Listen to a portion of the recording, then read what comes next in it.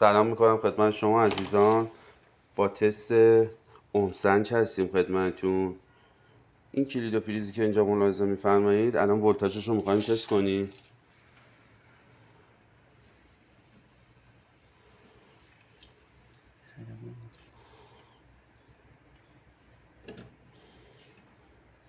بعد 390 ولتاژمونه، 189 90. پریزه قشنگ. این هم کلید و پریزه اینجا هستش. کلید نگاه. این هم کلیدیه که برقش از پریز گرفته شده.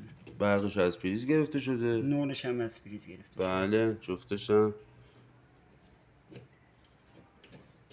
388 90.